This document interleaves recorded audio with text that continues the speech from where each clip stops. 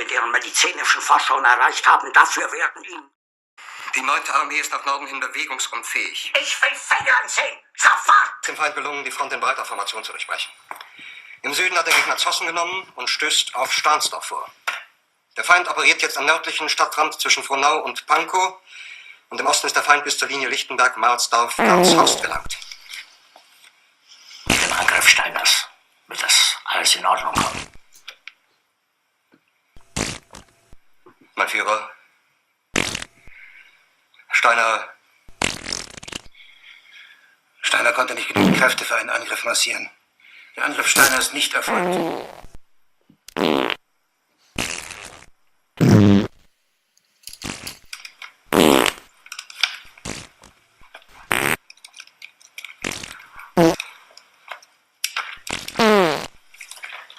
Es bleiben im Raum Keitel, Jodel, Krebs und Butter.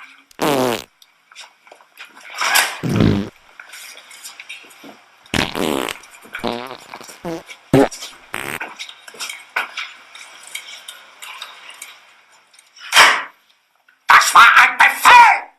Der Angriff Steiners war ein Befehl! Wer schickt Sie? Dass wir sagen, Sie meinen Befehl zu widersetzen!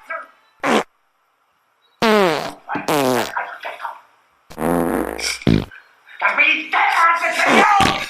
Jeder hat mich belogen, sogar die SS!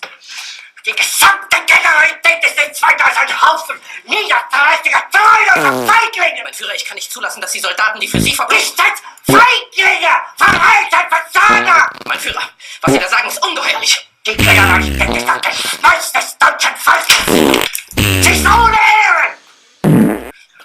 Sie nennen sich Generale, weil Sie Jahre auf Militärakademien zugebracht haben, nur um zu lernen, wie man Messer und Gabel hält! Jahrelang hat das Militär meine Aktionen nur verhindert! Es hat mir jeden nur Widerstand in den Weg gelegt!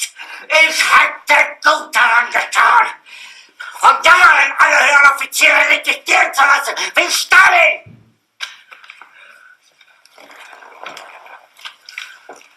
Ich war nie auf einer Akademie.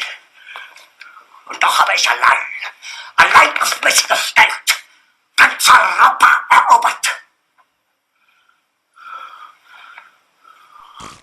Verräter!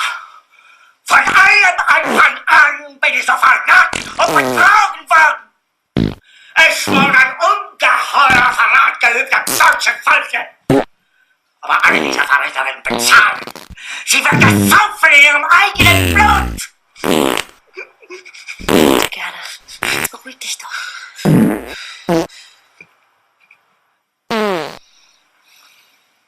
Meine Befehle sind in den Wind gesprochen. Es ist unmöglich, unter diesen Umständen zu führen. Es ist aus. An meiner Person! Aber mein Führer, die 12. Armee marschiert nach Westen, Richtung Elbe. Mit ihrem eigenen Blut werden sie bezahlen! Die 9. Armee ist nach Norden hin bewegungsunfähig. Verrat!